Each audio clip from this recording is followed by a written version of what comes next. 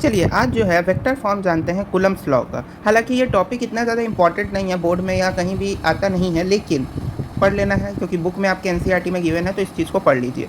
बोल ये रहा है कि जैसे जो हम लोग कूलम्ब्स लॉ पढ़े थे ना, F is equal to K times Q1 Q2 by r square, उसी को वेक्टर फॉर्म में कैसे रिप्रेजेंट करते हैं। तो मानते हैं कि मेरे पास कोई दो पॉइंट चार्ज है Q1 और Q2, एक्स और वाई एक्सिस ड्रॉ किया, उसमें दो पॉइंट चार्ज है Q1 और Q2। O से Q1 का जो पोजीशन वेक्टर है वो क्या है R1, और O से Q2 का जो पोजीशन वेक्टर है वो क्या है R2। दोनों का जो और यहाँ पे Q1 Q2 के बीच में जो डिस्टेंस है उसको भी वेक्टर में रिप्रेजेंट किया गया है। किस वेक्टर में? R वेक्टर में। समझ में बताइए। तो यहाँ से जो R, यहाँ पे अब ध्यान से देखो, याद करो triangle law of vector addition क्या बोलता था कि वेक्टर का टेल और वेक्टर का हेड जहाँ अगले वेक्टर के टेल और हेड से मिलेगा उसको क्या करेंगे? ऐड करेंगे। तो यहाँ पे देखो R1 का टेल कहाँ पे है? यहाँ पे R1 का टेल है, और उसका हेड कहाँ पे है? यहाँ पे है। तो R1 में अगर R वेक्टर को ऐड करेंगे तो R2 वेक्टर के बराबर होगा। वही चीज़ देखो नीचे यहाँ लिखा हुआ है कि R1 vector plus R vector is equal to R2 vector. तो यहाँ से R वेक्टर का हमको वैल्यू पता चल गया, R2 vector minus R1 vector, ये पता चल गया। अब इसी R2 वेक्टर माइनस R1, अब ये वेक्टर साइन है, यहाँ पे ये क्या है? वेक्टर है। तो इस वेक्टर के साइन को हटाने के लिए क्या करेंगे? इसमें दोनों तरफ मॉड देंगे, इसमें दोनों तरफ क्या देंगे? मॉड देंगे। तो R वेक्टर पे अगर मॉड देंगे तो सीधे R हो जाएगा, और इसका मॉड एट इज चला जाएगा। तो यहाँ से R का वैल्यू क्या हमको मिल गया? R2 मॉड में R2 vector minus R1 vector.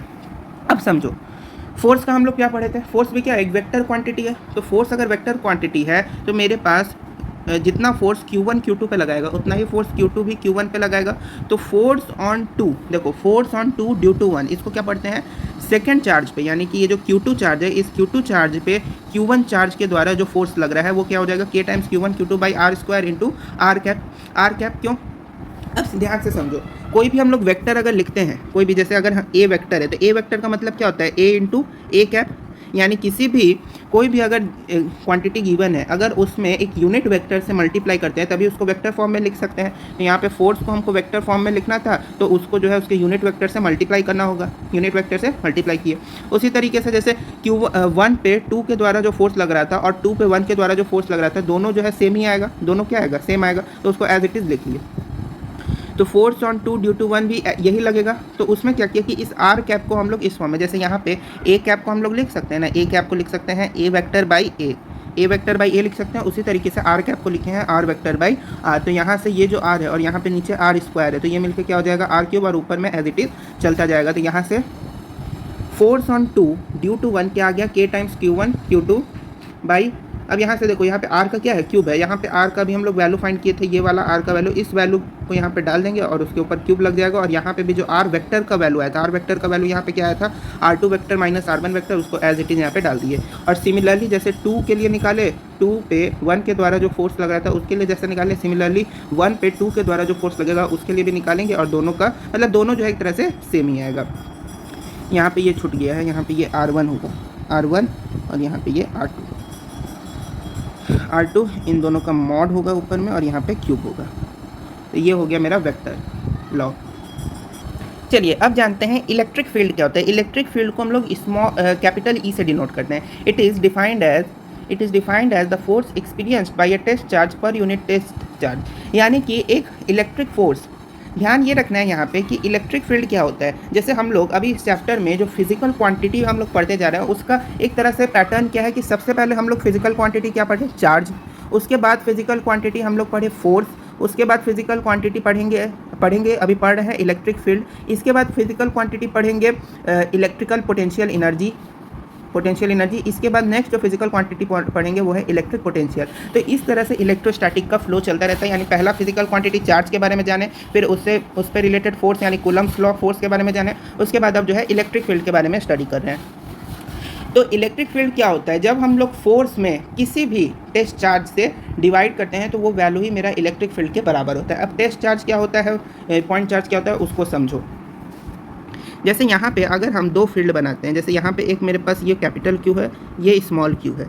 यहाँ पे जो चार्ज अपना इलेक्ट्रिक इफेक्ट को जनरेट कर रहा है, जैसे यहाँ पे कैपिटल क्यू जो है इसके सराउंडिंग में इलेक्ट्रिकल इफेक्ट है।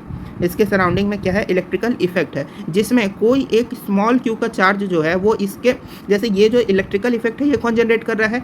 कैपिटल क्यू, तो ये कैपिटल क्यू पॉइंट चार्ज हो गया और उस इलेक्ट्रिकल इफेक्ट के कारण फोर्स लग रहा है। उस इलेक्ट्रिकल इफेक्ट के कारण क्या हो रहा है, फोर्स एक्सपीरियंस कौन कर रहा है, ये स्मॉल क्यू, क्योंकि इस स्मॉल क्यू पे इस इलेक्ट्रिक फील्ड का कुछ ना कुछ तो इफेक्ट होगा। तो ये जो स्मॉल क्यू है इसको बोलते हैं टेस्ट चार्ज, यानी कि जो कैपिटल क्यू इलेक्ट्रिक फील्ड क्या है, फोर्स, इलेक्ट्रिक फील्ड जो है वो फोर्स के क्या है, डायरेक्टली प्रोपोर्शनल है, यानी इलेक्ट्रिक फील्ड जो फोर्स लगा रहा है वही फोर्स जो है स्मॉल क्यू क्या कर रहा है, एक्सपीरियंस कर रहा है। तो स्मॉल क्यू क्या हो जाएगा, टेस्ट चार्ज, और कैपिटल क्यू क्या हो जाएगा, पॉइंट चार्ज। तो यहाँ से हमको ये समझ में आया कि इलेक्ट्रिक फील्ड जो है वो फोर्स अपॉन ये जो क्यू है ये कैसा चार्ज है, तो ये मेरा टेस्ट चार्ज है। ये कौन सा चार्ज है, तो ये टेस्ट चार्ज है। फोर्स जो है वो टेस्ट चार्ज, इलेक्ट्रिक फील्ड क्या था, force upon test charge. Electric field एक वेक्टर क्वांटिटी है। वेक्टर क्वांटिटी क्यों, क्योंकि फोर्स भी मेरा वेक्टर क्वांटिटी है, ये स्केलर क्वांटिटी है। तो फोर्स अपॉन फोर्स क्या है, वेक्टर, चार्ज क्या है, चार्ज क्या है, Q is equal to I T, यानी कि स्केलर। तो वेक्टर अपॉन स्केलर क्या देता है, वेक्टर। तो इलेक्ट्रिक फील्ड क्या है, एक वेक्टर क्वांटिटी है जिसका SI यूनिट क्या है, न्यूटन पर कूलम। तो यहाँ से इलेक्ट्रिक फील्ड क्या है, एक वेक्टर क्वांटिटी है, यानी ये जो E है ये क्या है, एक वेक्टर क्वांटिटी है जिसका SI यूनिट क्या है, न्यूटन पर कूलम या वोल्ट पर मीटर। ये दोनों यूनिट को ध्यान में रखना है, वेरी वेरी इंपॉर्टेंट है, खासकर ये वाला वोल्ट पर मीटर। अब किसी भी टेस्ट चार्ज पे, यानी ये जो टेस्ट चार्ज है, इस टेस्ट चार्ज पे फोर्स कितना एक्सपीरियंस किया जाता है, तो वो फोर्स होता है, फोर्स क्या होता है, K capital Q small q by r square. तो यहाँ पे ये जो स्मॉल q है इसको इधर भेज दिए, इस स्मॉल q को कहाँ भेजे, यहाँ पे भेज दिए। तो ये F बाई क्यू क्या बन गया, इलेक्ट्रिक फील्ड जो अभी यहाँ पे फॉर्मूला पड़े, तो F बाई क्यू का जो वैल्यू है वो क्या आ गया, E, और K Q by r square. यानी कि यहाँ से ये वाला टर्म को हमको एकदम याद रखना है, ये वाला जो है कि इलेक्ट्रिक फील्ड जो है F बाई क्यू और is equal to K Q by r square के बराबर होता है। समझ में बात आ गई, कोई इसमें दिक्कत है नहीं। अब यहाँ पे फिर से जैसे फोर्स में हम लोग बहुत तरीके का कंडीशंस पढ़े थे कि अगर कोई एक पॉइंट चार्ज है उसको दो चार्ज के बीच में रख दे तो फोर्स क्या होगा, नेट फोर्स क्या होगा। अगर एक माइनस क्यू एक प्लस क्यू है तब फोर्स क्या होगा। यहाँ पे हमसे पूछेगा कि इलेक्ट्रिकल इफेक्ट क्या होगा, मतलब उस पॉइंट पे जहाँ पे हम उस पॉइंट पे एक पर्टिकुलर पॉइंट देगा और उस पॉइंट पे बोलेगा कि इलेक्ट्रिक फील्ड क्या होगा। तो मानते हैं कि मेरे पास दो चार्ज है Q और जैसे यहाँ पूछ रहा है उस पॉइंट पे, जैसे यहाँ पे देखो O पॉइंट है, इस O पॉइंट पे बोलेगा कि कैपिटल Q का इलेक्ट्रिक फील्ड क्या होगा। तो इलेक्ट्रिक फील्ड क्या हो जाएगा, सिंपल K तो होगा ही।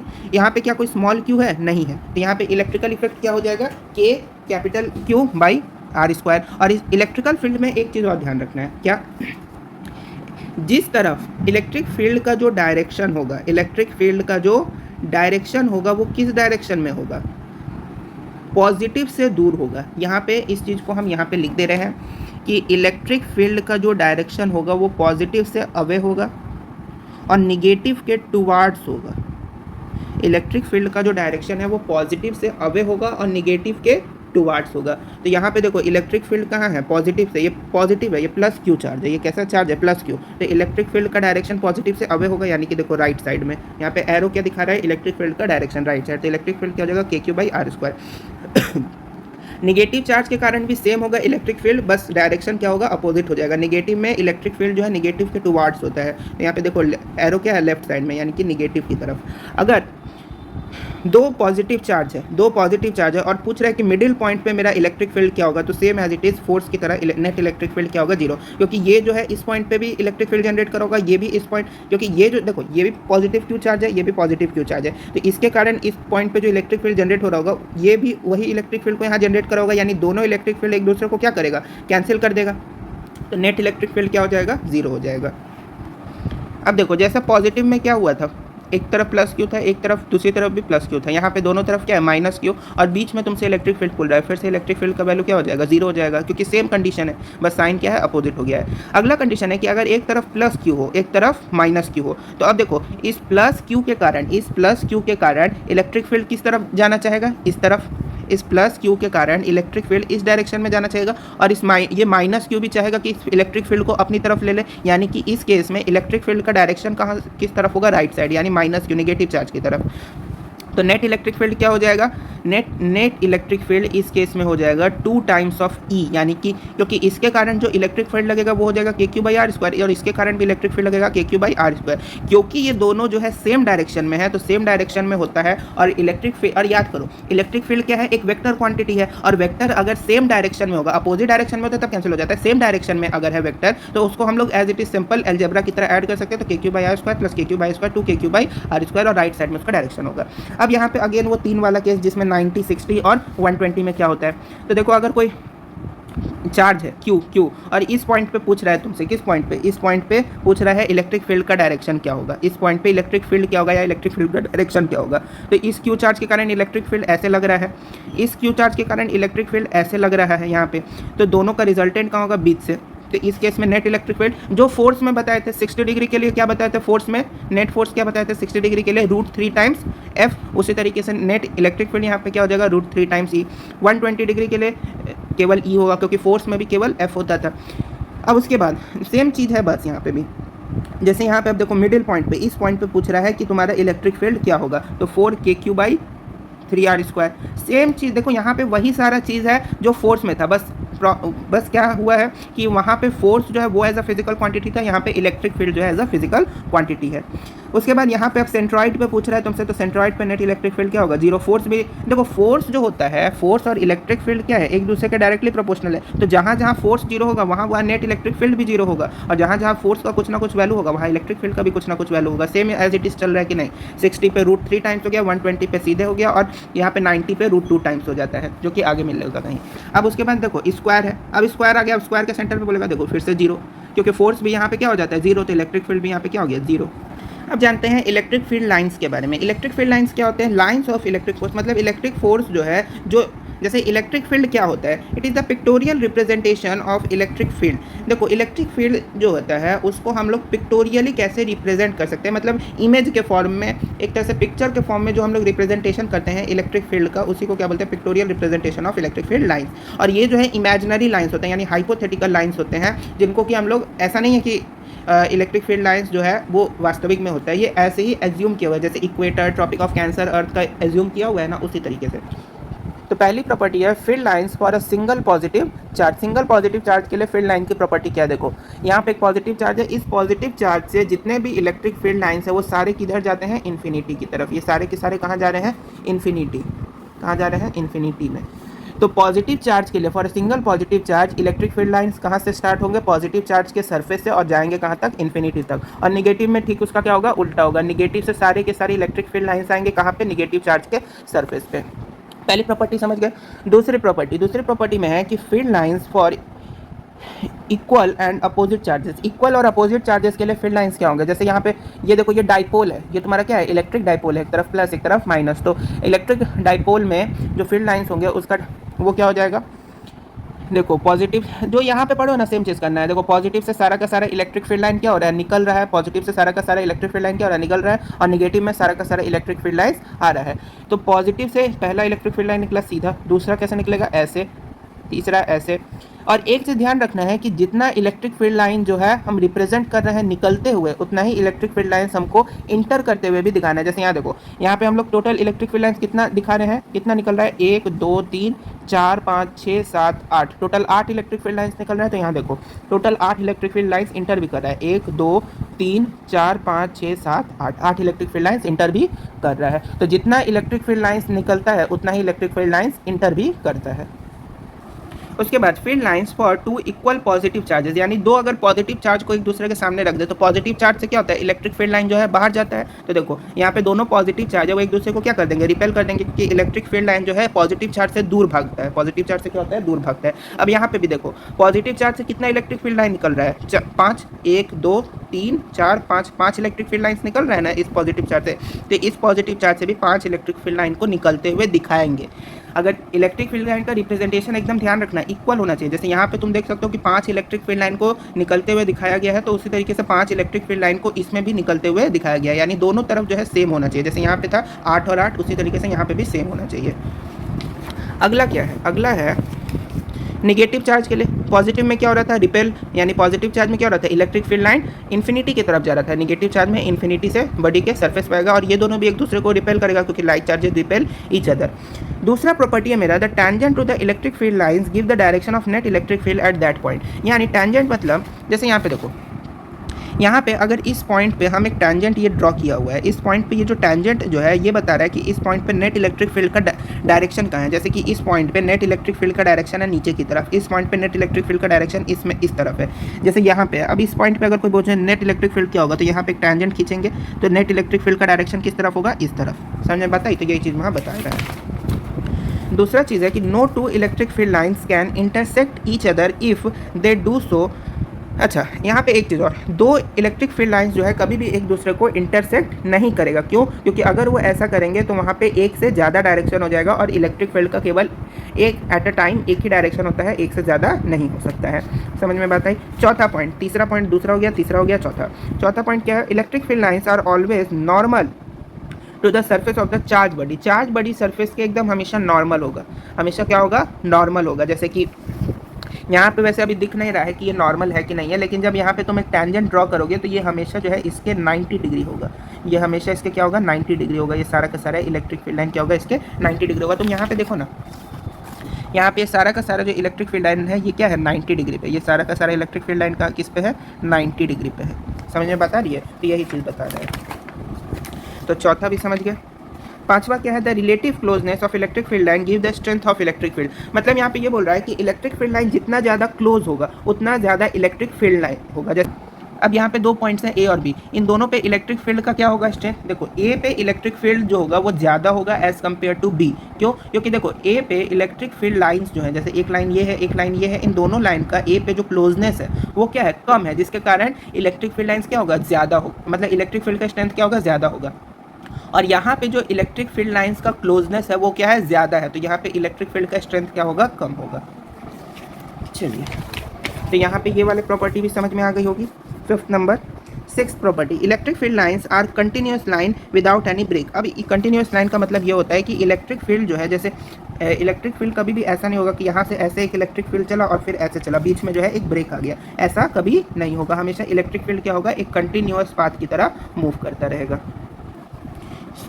एट्थ प्रॉपर्टी है seven, electric field lines do not form close loop while the magnetic field line form close loop. Electric field close loop और नॉन क्लोज लूप कब होता है? अब ध्यान से समझो। जैसे यहाँ पे अगर हम दो सर्कल ड्रॉ कर दें, यहाँ पे दो सर्कल ड्रॉ कर दिए, ठीक, क्या ये दोनों जो है मेरा क्लॉकवाइज है? हाँ, ये दोनों का दोनों मेरा क्या है? क्लॉकवाइज है। तो ये दोनों क्या कर रहा है? मेरा क्लोज लूप फॉर्म कर रहा है। यहाँ पे ये मेरा क्या कर रहा है? क्लोज लूप फॉर्म कर रहा है। तो इलेक्ट्रिक फील्ड लाइंस जो होते हैं ना वो क्लोज लूप का फॉर्म नहीं करते। जैसे यहाँ पे देखो, दिखाते हैं पीछे, जैसे यहाँ पे इलेक्ट्रिक फील्ड लाइन पॉजिटिव से चला, नेगेटिव में खत्म हो गया। क्या ऐसा हो रहा है क्या कि नेगेटिव से चल के पॉजिटिव में खत्म हो रहा है? ऐसा तो नहीं हो रहा है। सारा इलेक्ट्रिक फील्ड लाइन पॉजिटिव से जा रहा है और नेगेटिव में खत्म हो रहा है। लेकिन मैग्नेटिक फील्ड में क्या होता है? मैग्नेटिक फील्ड में जैसे ये मेरे पास एक मैग्नेट है, नॉर्थ और साउथ, तो जितना भी लाइन है वो सारा का सारा कहाँ से स्टार्ट होता है? नॉर्थ से, और साउथ में आता है। फिर साउथ मैग्नेट के अंदर भी लाइन क्या होता है? साउथ से नॉर्थ की तरफ चलता रहता है। यहाँ पे भी सारा का लाइन नॉर्थ से शुरू होता है और साउथ में खत्म होता है। लेकिन अंदर में मैग्नेट के बाहर तो जो मैग्नेटिक फील्ड लाइन्स है वो मैग्नेट के बाहर तो नॉर्थ से साउथ की तरफ चलते हैं, लेकिन मैग्नेटिक फील्ड लाइन्स जो है मैग्नेट के अंदर साउथ से नॉर्थ की तरफ ट्रैवल करते हैं। तो यहाँ पे क्लोज लूप का फॉर्मेशन कर रहा है कि नहीं कर रहा है? वही चीज़ बता रहा है कि electric field line close loop नहीं बनाता है, लेकिन magnetic field line close loop बनाता है। एट्थ प्रॉपर्टी है कि electric field lines do not exist inside a conductor. Conductor के अंदर जो है इलेक्ट्रिक फील्ड लाइंस एग्जिस्ट नहीं करते हैं। नाइन्थ प्रॉपर्टी है कि number of field lines is proportional to the magnitude of charge. अब ये बहुत ज़्यादा इंपॉर्टेंट प्रॉपर्टी है जिससे आईआईटी में क्वेश्चन आ चुका है। क्या बोल रहा है कि मैग्नीट्यूड जो होगा किसी भी इलेक्ट्रिक फील्ड लाइंस का, इलेक्ट्रिक फील्ड लाइंस जो है number of field lines is proportional to the magnitude of charge. मतलब चार्ज का मैग्नीट्यूड जो होगा, जैसे यहाँ पे चार्ज का मैग्नीट्यूड क्या है? 10, यहाँ पे चार्ज का मैग्नीट्यूड क्या है? 5। तो ये जो मैग्नीट्यूड है इसके जो है डायरेक्टली प्रोपोर्शनल होगा। जैसे यहाँ पे ध्यान से देखो, यहाँ पे चार्ज कितना है? 5 कूलम का चार्ज है ना, -5 कूलम, और यहाँ पे चार्ज कितना है? +10 कूलम, यानी कि 2 गुना है। यहाँ पे 5 है, यहाँ पे 10 है, तो 5 से 10 कितना है? 2 टाइम्स है। अब यहाँ पे देखो, यहाँ पे इलेक्ट्रिक फील्ड काउंट करो, 1 2 3 और 4। एक ये है, एक इलेक्ट्रिक फील्ड कौन सा है? ये वाला। एक इलेक्ट्रिक फील्ड ये वाला, एक इलेक्ट्रिक फील्ड ये वाला, एक इलेक्ट्रिक फील्ड ये वाला। तो टोटल यहाँ पे इलेक्ट्रिक फील्ड कितना है? चार्ज। तो अगर यहाँ पे चार्ज का मैग्नीट्यूड, इस चार्ज का, जैसे ये चार्ज है, इस चार्ज का जो मैग्नीट्यूड है वो इस चार्ज के मैग्नीट्यूड से 2 टाइम्स है।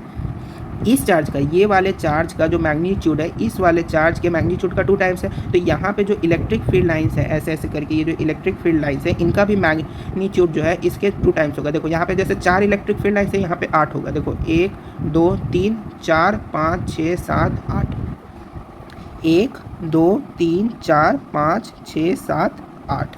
तो magnitude of electric field lines भी क्या होगा? बराबर होगा। अगला है electric field lines are perpendicular to equipotential surface. Equipotential surface क्या होता है? ऐसा सरफेस जिस पे हर जगह जो है पोटेंशियल क्या हो, सेम हो, वो क्या हो जाता है? Equipotential surface. तो इक्विपोटेंशियल सरफेस क्या हमेशा क्या होगा? इलेक्ट्रिक फील्ड लाइंस परपेंडिकुलर होगा। अब नेक्स्ट प्रॉपर्टी देखिए, electric field lines are always in the direction of decreasing potential. Potential मतलब क्या हुआ? एक ताकत, मतलब जैसे यहाँ पे एक चार्ज है, अब इस चार्ज के द्वारा जितना भी इलेक्ट्रिक फील्ड लगा रहा जा रहा होगा, जैसे अर्थ का जो ग्रेविटेशनल फोर्स होता है, तो हम लोग जैसे जैसे अर्थ से दूर जाते हैं तो उसका ग्रेविटेशनल फोर्स भी धीरे धीरे क्या होता है? खत्म हो जाता है। उसी तरीके से जैसे जैसे हम चार्ज से दूर जाते जाएंगे उस तरह से उसका पोटेंशियल यानी जो इलेक्ट्रिक फील्ड है वो भी क्या होगा? धीरे धीरे डिक्रीज करेगा। अब जब डिक्रीज करेगा तो हमको यही बोल रहा है कि इलेक्ट्रिक फील्ड लाइन का डायरेक्शन जो है वो हमेशा डिक्रीजिंग पोटेंशियल की तरफ होगा। जैसे पॉजिटिव चार्ज के लिए इलेक्ट्रिक फील्ड लाइंस हम क्या बताएं कि पॉजिटिव में अवे होता है। अवे क्यों होता है? क्योंकि पॉजिटिव से जैसे जैसे दूर रहेगा पोटेंशियल क्या होगा? घटेगा। उसी तरीके से निगेटिव में उसका उल्टा होता है, जैसे जैसे उसके पास आएंगे पोटेंशियल क्या होगा? घटेगा। इसीलिए इलेक्ट्रिक फील्ड का जो डायरेक्शन है वो हमेशा निगेटिव में निगेटिव के टुवार्ड्स होता है। अब यहाँ पे ये एक इंपॉर्टेंट क्वेश्चन है जो कि हमेशा जो है चाहे जेई हो या नीट हो या जेई एडवांस हो, तीनों में ये क्वेश्चन आता रहता है। इस क्वेश्चन में बोल रहा है कि अगर यहाँ पे एक इलेक्ट्रिक फील्ड है, यहाँ पे क्या है? एक इलेक्ट्रिक फील्ड है, इस सारा का सारा वही इलेक्ट्रिक फील्ड है, ये भी ई है, ये भी ई है, इलेक्ट्रिक फील्ड, और 3 पॉइंट है ए बी सी। तो इसमें से कौन सा ऑप्शन सही होगा? तो ऑप्शन नंबर डी जो है वो मेरा सही होगा। क्यों? क्योंकि क्लोजनेस, ये किस पर डिपेंड कर रहा है ये question? Closeness of electric field, closeness of electric field lines, electric field lines के क्लोजनेस पे ये क्वेश्चन डिपेंड कर रहा है। कैसे?